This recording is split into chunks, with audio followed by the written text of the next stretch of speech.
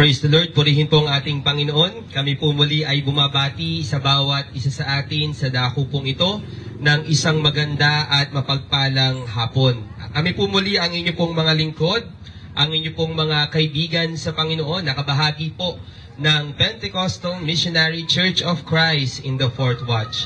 At sa mga pagkakataon pong ito, kami po muli ay naririto upang kayo ay amin pong mapaglingkuran sa saglit na oras po at panahon sa pamamagitan po ng pagbabahagi sa inyo ng mabuting balita ng salita ng ating Panginoon. Purihin ang ating Panginoon. At bago po sa atin pong pagpapatuloy, sa ating pag-aaral, ay atin po munang ipagkakatiwala ang atin pong maiksing gawain sa pamamagitan po ng isang maikling panalangin. Tayo po saglit na manalangin. Mapagpalang Diyos na aming Ama, kami po ay patuloy na nagpapasalamat sa biyaya at pagpapala na iyo pong ipinagkakaloob at ipinaglalaan sa bawat isa sa amin.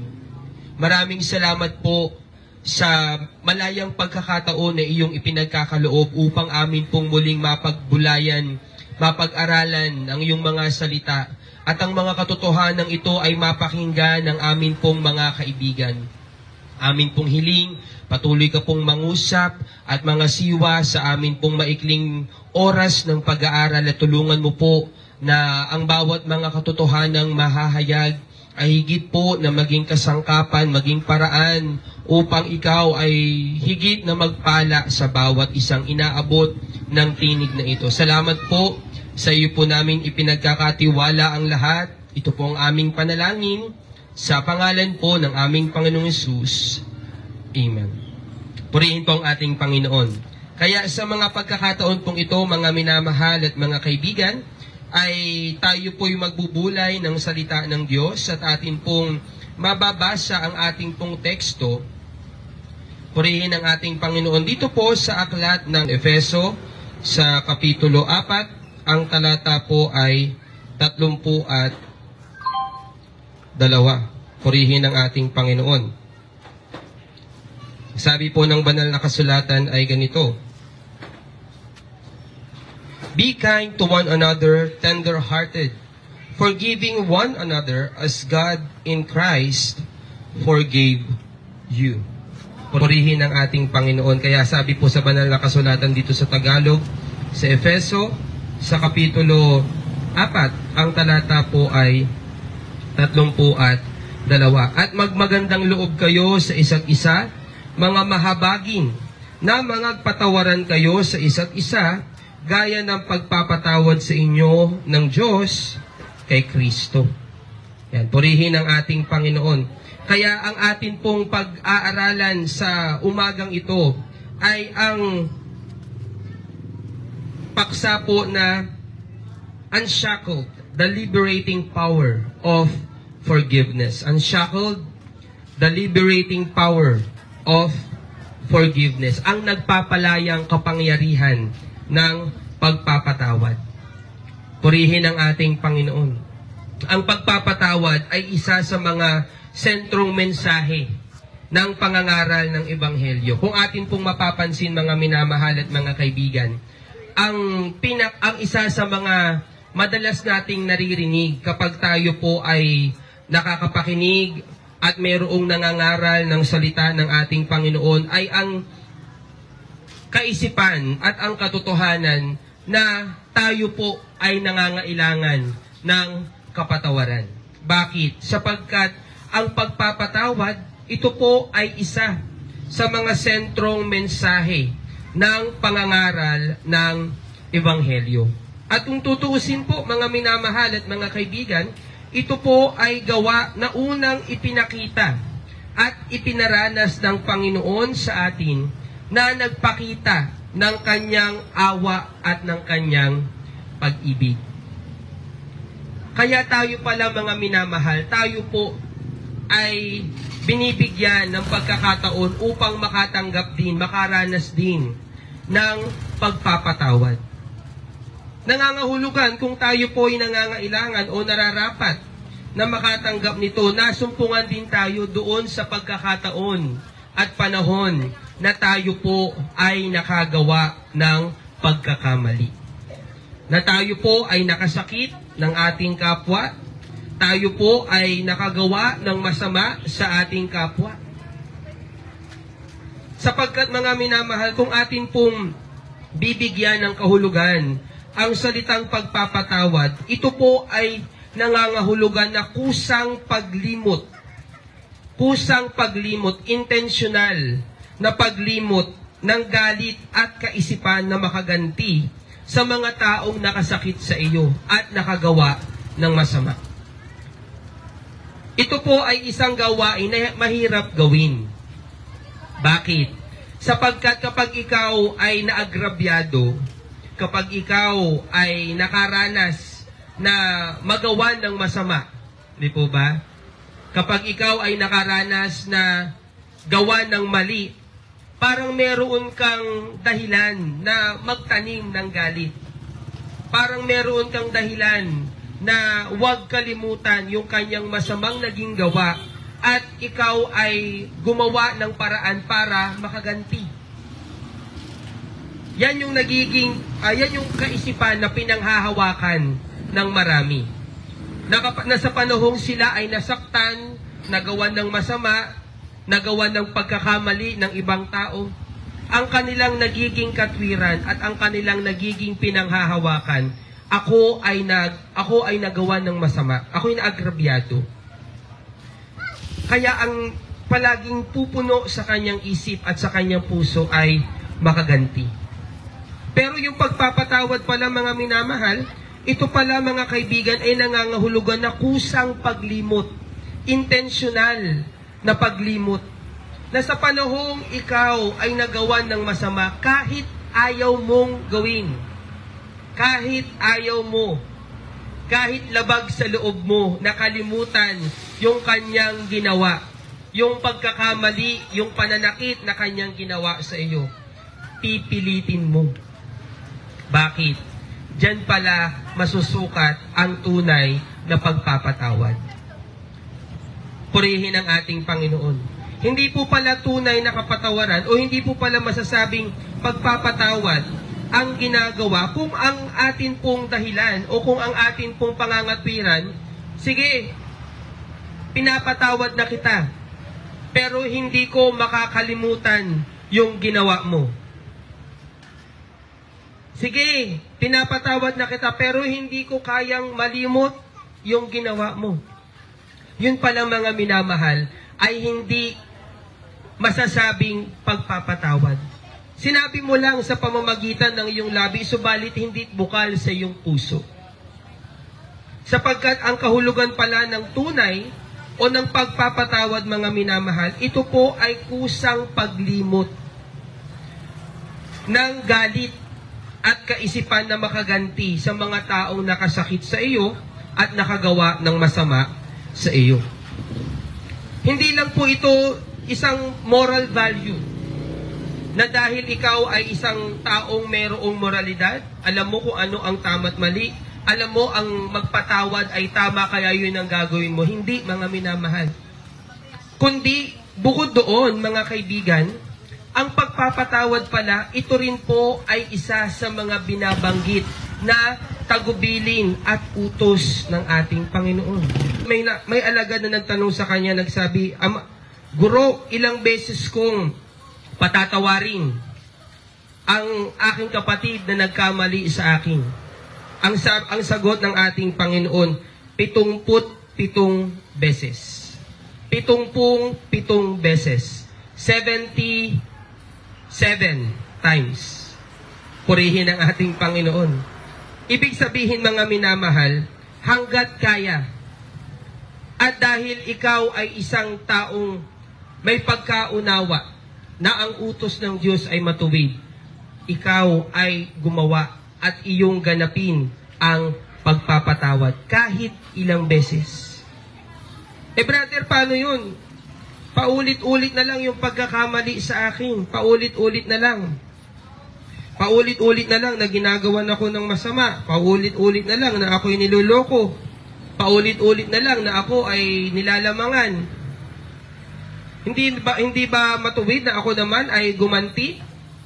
Hindi ba matuwid na ako naman ay gawin ko rin sa kanya kung ano yung ginagawa niya? Hindi ba tama yon?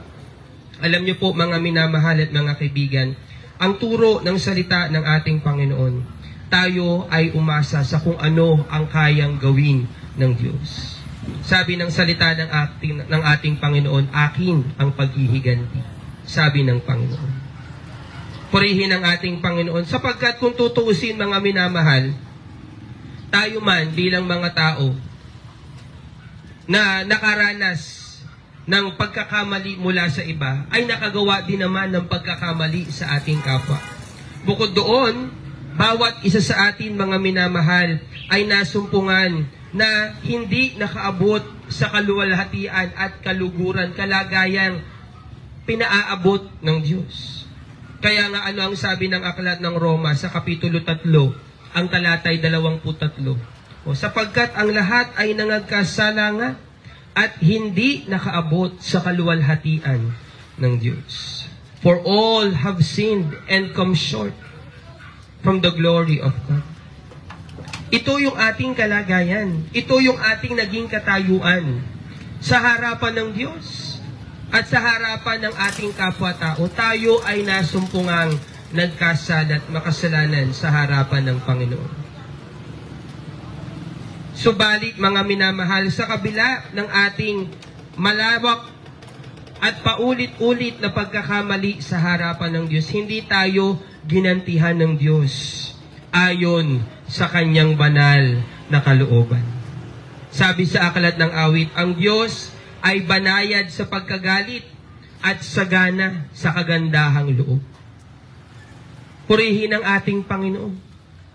Kaya mga kaibigan, tayo po ay merong halimbawa.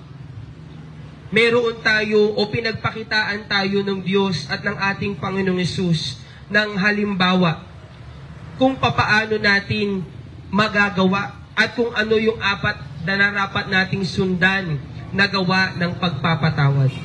At ang isa sa pinakamagandang halimbawa, mga minamahal, ay ang ating Panginoong Hesukristo. Bakit po? Sapagkat ang ating Panginoong Hesus, mga minamahal, sabi sa aklat ng Lucas, sa Kapitulo 23, ang talata ay 34, Luke chapter 23, verse 34. Sabi ng salita ng ating Panginoon, at sinabi ni Jesus, Ama, patawarin mo sila, sapagkat hindi nila nalalaman ang kanilang ginagawa. Ito ang isa sa mga naging huling salita o 7 palabras ng ating Panginoong Hesus doon sa krus. Isa sa mga 7 huling winika ng ating Panginoong Hesus. Ama, patawarin mo sila sapagkat hindi nila nalalaman ang kanilang ginagawa. Yun ay kanyang binanggit hindi sa panahong siya'y maalwan, hindi doon sa panahon na siya ay binibigyan ng pabor ng mga tao, hindi doon sa panahon na siya'y nakakaranas ng kagandahang loob ng mga tao na nakapaligid sa kanya. Yun ay binanggit ng ating Panginoong Hesus nang siya po ay nakapako doon sa krus pagkatapos na siya ay bugbugin. Tandaan natin mga minamahal, ang naging karanasan ng ating Panginoong Hesus, bago siya ipako, siya po ay binugbog. Siya ay sinaktan. Pagkatapos pinagbuhat siya ng kanyang krus, yun po ay troso na malaki. Walang kain yon, walang tulog yon, walang inom yon. Dehydrated, hungry, and lack of sleep. Yan po ang kalagayan ng ating Panginoong Hesus. Pero mga minamahal, bakit naging gayon ang naging damdamin at kalagayan ng ating Panginoong Hesus? Sapagkat tulad ng kanyang binanggit, noong panahong yun, na ang mga tao ay nagsabi, ipako sa krus. Ano ang gagawin ko sa mga ito? Sabi, ipako sa krus. Kaya kung atin pong napapanood, yung mga palabas tuwing Semana Santa, ay malapit na po pala ang Semana Santa. Di mo ba? Magigigyan na naman po yung panahon na atin pong mapapanood ang mga pelikula patungkol sa buhay ng ating Panginoong Hesus. Atin muling aalalahanin yung kanyang mga naging gawa para sa bawat isa sa atin. At ito po, mga minamahal, ay isang halimbawa, isang malaking halimbawa kung papaano natin dapat ganapin at gawin ang pagpapatawad. Na sa kabila ng ikaw ay nakaranas ng masasabi nating unfair, hindi patas na pagtrato, subalit ang Diyos ang naglalaan pa rin ng higit na ganti para sa iyo. Brother, baka naman ginawa yon sa Panginoong Hesus sapagkat siya'y gumawa ng bagay na mali. Mga minamahal, nang ang ating Panginoong Hesus ay naparito sa lupa, siya po ay gumawa ng iba't ibang mga himala. Siya'y gumawa ng iba't ibang mga gawa na naging pabor at makabubuti sa mga tao. Nakita yon ng marami. Ilan sa mga gawa na kanyang ginawa, siya'y nagpagaling ng mga may karamdaman. Nagpagaling ng mga may karamdaman. Halimbawa ay ang bulag na si Bartimeus. O doon po sa aklat ng Marcos, sa Kapitulo 8, ang talata ay 22 hanggang 26. Dito po ay isinaysay kung ano ang naging karanasan ni Bartimeus. Sabi dito, at nagsidating sila sa Bethsaida, at dinala nila sa kanya ang isang lalaking bulag, at ipinamanhik sa kanya na siya'y hipuin. At hinawakan niya sa kamay ang lalaking bulag, at dinala niya sa labas ng nayon, at nang maluraan ang kanyang mga mata, at maipatong ang kanyang mga kamay sa kanya, ay kanyang tinanong siya, nakakakita ka baga ng anuman?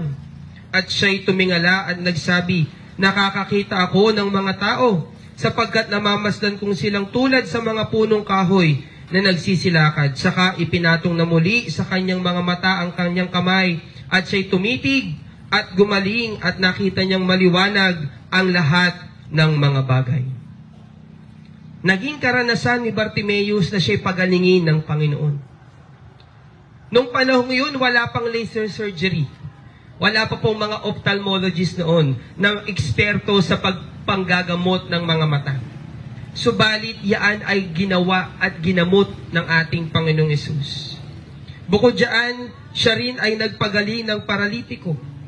Sa aklat ng Mateo sa Siyam, ang talatay 1 hanggang 8. Gayon din siya'y nagpagaling ng ketongin, yung may leprosy. Yun, kung tayo po'y nakakakita ng mga tao na ang kanilang mga balat ay mayroong mga bukol, yan po ay sakit na mahirap gamutin. At nung panahong yun, kapag ikaw ay may ketong o ikaw ay isang taong may leprosy, ikaw ay nilalayuan ng mga tao. Bakit? Sapagkat yun nga, para noong panahong ng ating Panginoong Hesus ay walang kagalingan. Subalit mga minamahal, ang ating Panginoong Hesus nang siya'y naparito sa lupa, naging karanasan ng mga tao ang pagpapagaling. Mabuti yun. Nakita yun ng marami. Yun ay isang mabuting gawa. Hindi mo masasabing yun ay mali. Purihin ang ating Panginoon. Gayon din, bukod roon, siya po ay nagpakain ng sagana. Kung atin pong maalaala ang kanyang ginawa, doon sa bundok, habang siya'y nangangaral ng maggabi na, walang makain, walang makainan yung mga taong pumunta sa kabundukan, pumunta sa ilang na lugar, upang makinig sa kanyang pangangaral. At siya'y may nakita, isang bata lumapit sa kanya. Ang dala ay isda at tinapay. Subalit mga minamahal, yung bilang ng mga napakain ng ating Panginoong Hesus mula sa ilang pirasong isda at tinapay ay umabot ng 5,000. At pagkatapos nun, ng kanilang ipunin ang sobra, ito ay umabot ng 12 basket ng tinapay. Mula sa wala. Purihin ang ating Panginoon. Naging karanasan ng mga tao ng ating Panginoong, nung panahon ng ating Panginoong Hesus, ang gawa at makapangyarihang pagkilos ng Diyos. Subalit nang dumating ang pagkakataon at panahon na iharap sa kanila ang ating Panginoong Hesus, ang naging ganti at ang naging tawag, ang naging pagganti at ang naging sagot ng mga tao sa gawang mabuti ng ating Panginoong Hesus, nang sila'y tanungin ni Poncio Pilato, ipako sa krus. Ipako sa krus. Sapagkat ang pagpapako sa krus ay isa po sa capital punishment ng panahon ng mga Romano. Kaya kapag ang isang tao'y nakagawa ng bagay na malalang krimen, pagpatay, pagnanakaw, nung panahong yun, sila ay ipinapako sa krus hanggang sa sila ay mamatay. At yun ang naging kalagayan, yun ang naging parusa sa ating Panginoong Hesus. Bakit? Sapagkat ang mga tao nung panahon, yung mga leader ng panahong yun ay natakot, nainggit, at pinagplanuhan ng ating Panginoong Hesus na gawa ng mali at masama. Na parang sila'y nagtagumpay, subalit lingid sa kanilang kaalaman, yun pala ay bahagi ng plano ng Diyos. Bakit po? Sapagkat mga minamahal, yun palang pangyayaring yun ay paraan upang tayo na nangangailangan din ng kapatawaran, bunga ng ating mga kasalanan, ay makatanggap nito. Purihin ang ating Panginoon. Sapagkat mga kaibigan, ang ating kalagayan sa harapan ng Diyos ay hindi mabuti. Tulad ng aking nabanggit kanina, tayo po ay nasumpungan sa kalagayang magkasala at makasalanan sa harapan ng Diyos. At ang kalagayang ito, mga minamahal, ay nagdulot upang tayo po ay maihalintulad sa isang alipin.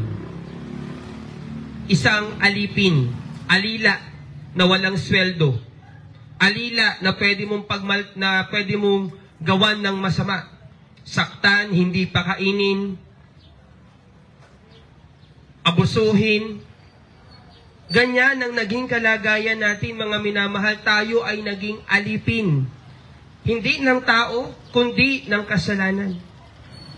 Kaya nga, mga kaibigan, kung atin pong mapapansin, ang sumulat ng aklat ng Roma na si Apostol Pablo, siya man sa kanyang kalagayan ay nauunawaan niya at kanyang inamin, siya may nasumpungan sa gayong kalagayan. Siya man ay nasumpungan na naging alipin ng kasalanan. Kaya anong sabi sa aklat ng Roma? Sa Kapitulo 7, ang talata po ay 16 o 15, sapagkat ang ginagawa ko'y hindi ko nalalaman, sapagkat ang hindi ko ibig ang ginagawa ko, datapwat ang kinapuputan ko, yaon ang ginagawa ko. Ngunit, kung ang hindi ko ibig ang siya kong ginagawa, ay sumasang-ayon ako na mabuti ang kautusan, kaya nga ngayon hindi ako ang gumagawa nito, kundi ang kasalanang tumitira sa akin. Kaya yung gayong kalagayan, mga minamahal, nung panahong bago siya makaranas ng kapatawaran mula sa ating Panginoong Hesus, nung mga panahon na siya po ay alipin ng kasalanan, ang sabi niya, hindi siya ang gumagawa, kundi ang kasalanang tumitira. Bakit? Ano ba yung ginagawa ni Apostol Pablo? Sabi niya, yung mabuti o yung hindi ko ibig ang siyang ginagawa ko. Isipin mo yan, yung ayaw mo, yung bagay na hindi mo gustong gawin, yun ang iyong nagagawa. Pilit na ipinapagawa sa iyo. Hindi ba ganyan ang alipin? Yung mga bagay na ayaw niya, pilit na ipinapagawa sa kanya.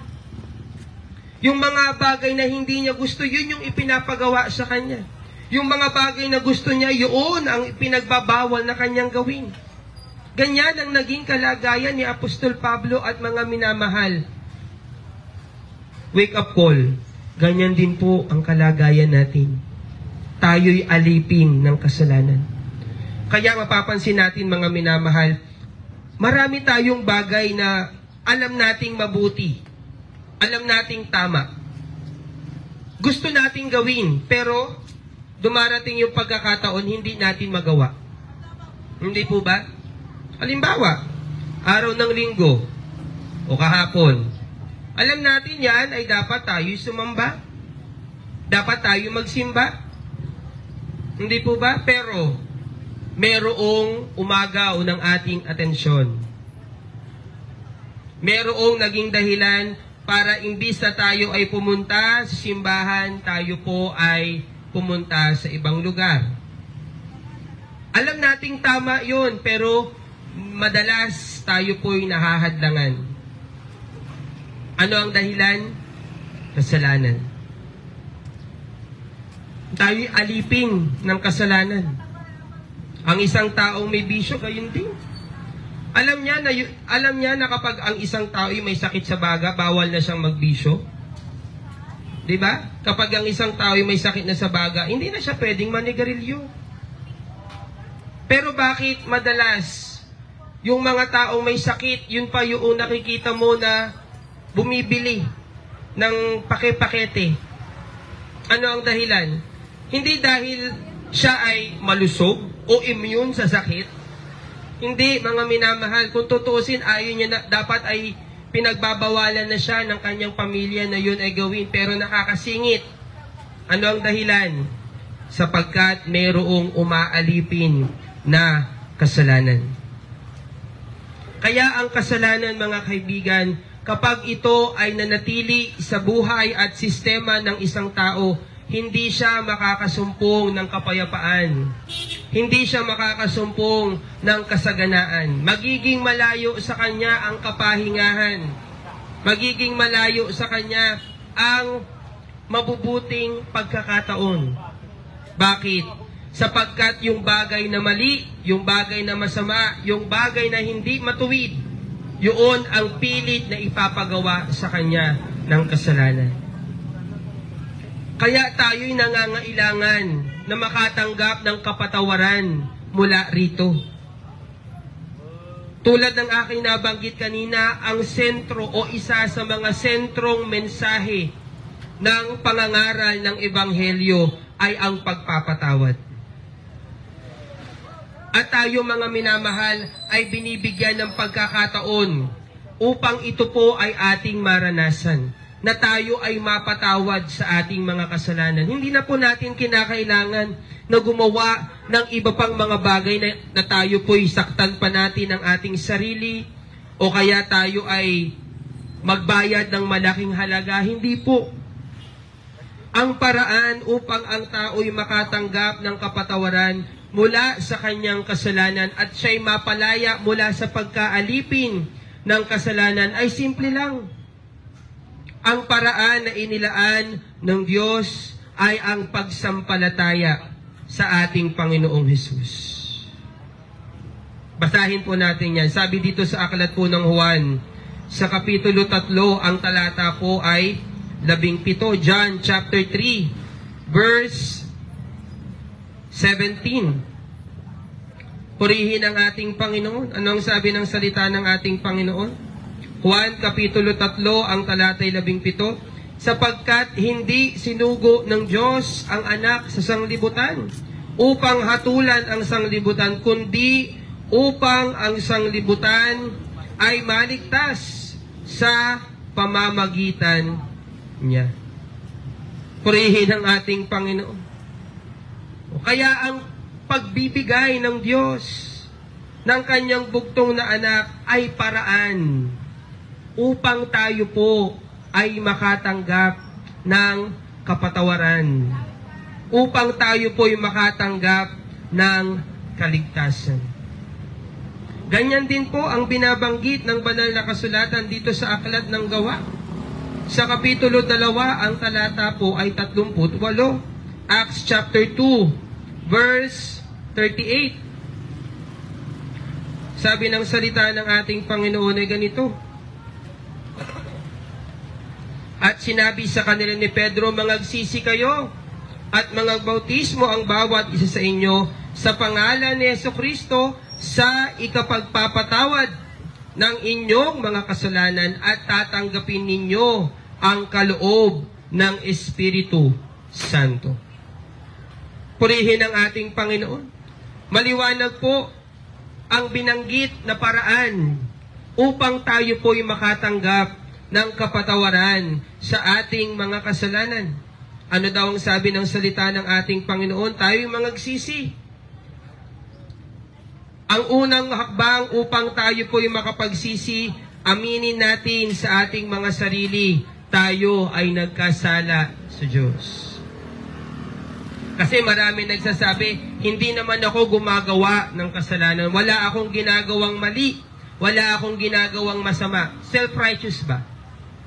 Maraming mga ganyan ngayon na ang kanilang kaisipan at ang kanilang paniwala, sila ay hindi nagkakamali at hindi nagkakasala, nangangahulugan, hindi nila kailangan ng kapatawaran ng kanilang kasalanan.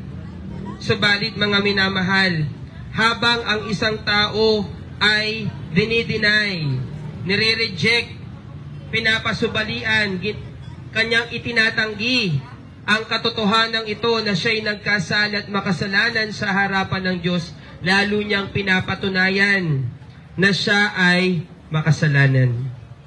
Bakit? Sapagkat kasalanan na iyong tanggihan ang bagay na totoo. Kasalanan na iyong tanggihan ang bagay na tama. Kasalanan na iyong hindi sundin yung bagay na mabuti. Kaya ang unang hakbang, mga minamahal at mga kaibigan, upang ang tao'y makapagsisi, kanyang tanggapin, kanyang aminin, kanyang higit na ipahayag, siya ay nangangailangan ng kapatawaran ng kanyang kasalanan sapagkat siya'y nagkasala sa harapan ng Diyos. Habang ating tinatanggi ito, mga kaibigan, magiging malayo sa atin ang paraan upang tayo po yung makalaya sa pagkaalipin ng kasalanan. Purihin ang ating Panginoon. Kaya ito po, mga minamahal at mga kaibigan, ay paraan na inilaan ng Diyos para sa bawat isa sa atin upang tayo po ay makasumpong ng mabuting pagkakataon sa piling ng Diyos. Dahil akin pong muling babanggitin, ang kasalanan ay naglalayo sa tao at sa Diyos. Ang kasalanan ay hindi lamang po basta isang gawa, kundi ito'y gawa na naglalayo at naghihiwalay sa Diyos at sa tao. Gawa na naghihiwalay sa tao upang siya ay maging kalugod-lugod at katanggap-tanggap sa Diyos. Kaya ang paalaala ng salita ng ating Panginoon, atin pong nasain na tayo po'y makatanggap ng kapatawaran sa ating mga kasalanan. Dahil ang isang hadlang, mga kaibigan, isang hadlang kung bakit ang isang tao'y hindi nakakagawa o hindi nakakaranas, hindi makatanggap ng kapatawaran sa kanyang kasalanan. Unang-una dyan, pride. Hindi po yung sabon. Pride. Ibig sabihin, yung kanyang pagiging mataas. Yung kanyang pagtingin sa kanyang sarili na mataas. Inilalagay niya yung kanyang sarili sa pedestal. Na para bang siya hindi nagkakamali, hindi nagkakasala at hindi nagkukulang. Ganyan pala mga minamahal, ang unang nagiging hadlang kung bakit ang tao po ay hindi makatanggap at nagiging malayo sa kanya ang pagpapatawad ng Diyos. Kung tutuusin, sabi ng salita ng ating Panginoon, ang Diyos ay hindi naman talaga bingi. Hindi mahina ang Diyos na di makapagligtas, ni mahina ang kanyang pakinig na di makarinig. Kundi, mga minamahal, ang nagiging dahilan talaga kung bakit ang tao'y parang nagiging malayo sa Diyos. Una, sapagkat siya'y nagkasala at ayaw niya yung tanggapin. Na siya'y nasumpungang nagkasala sa harapan ng Diyos at siya ay hindi kumikilala sa gayong gawa. Kaya mga minamahal at mga kaibigan, tayo po ay lubos na pinapaalalahanan ng salita ng Diyos. Tayo po'y lumapit sa Panginoon. Hindi naman po kinakailangan na ikaw ay maging college graduate o ikaw ay maging isang successful businessman para ikaw ay pansinin ng Diyos. Hindi. Sabi nga ng salita ng ating Panginoon, o sa aklat ng Mateo, sa kapitulo 11, ang talata po'y 28, magsiparito kayo sa akin, lahat kayong nangapapagal at nangabibigat ang lubha, at akin kayong pagpapahingahin. Tayo po'y pinapalapit ng Diyos. At once na ikaw ay lumapit sa Panginoon, hindi ka niya itataboy. Hindi ka tatanggihan ng Panginoon. Hindi ka ipagtatabuyan ng Diyos. Kundi kanyang tatanggapin at kanyang yayakapin ka. May isang awit pa nga meron pa ngang isang awit na nagsasabing, when God run, tatakbuhin ka ng Diyos. Once na ikaw ay magdesisyon, na ikaw ay lumapit at isuko mo ang iyong buhay sa Panginoon, hindi ka itataboy ng Diyos. Ikaw ay yayakapin at ikaw ay higit na bibigyang pansin ng Panginoon. Purihin ang ating Panginoon. Kaya mga minamahal at mga kaibigan, kung tayo po'y nasumpungan sa ganitong kalagayan ngayon, na tayo ay nalayo sa Diyos, tayo ay nasumpungang nagkasala sa Panginoon, tayo po'y binibigyan ng malayang pagkakataon upang matanggap ang pagpapatawad na laan ng Diyos para sa bawat isa sa atin. At paano po ito mangyayari? Kapag atin pong sinampalatayanan, kapag atin pong tinanggap ang ating Panginoong Hesus sa ating mga buhay. Brother, ano yung aming dapat sampalatayanan? Ano yung dapat naming paniwalaan? Ano yung dapat naming kilalanin at tanggapin sa aming mga puso? Para kami ay tumanggap ng kapatawaran ng aming mga kasalanan at kami makatanggap din ng kaligtasan. Sabi sa banal na kasulatan, ang atin pong nararapat tanggapin at sampalatayanan ay yung pag-aangkin na binanggit ng ating Panginoong Hesus, na siya ay bugtong na anak ng Diyos. Nagkatawang tao, mula sa langit, nagkatawang tao upang tayo po ay tubusin sa ating mga kasalanan.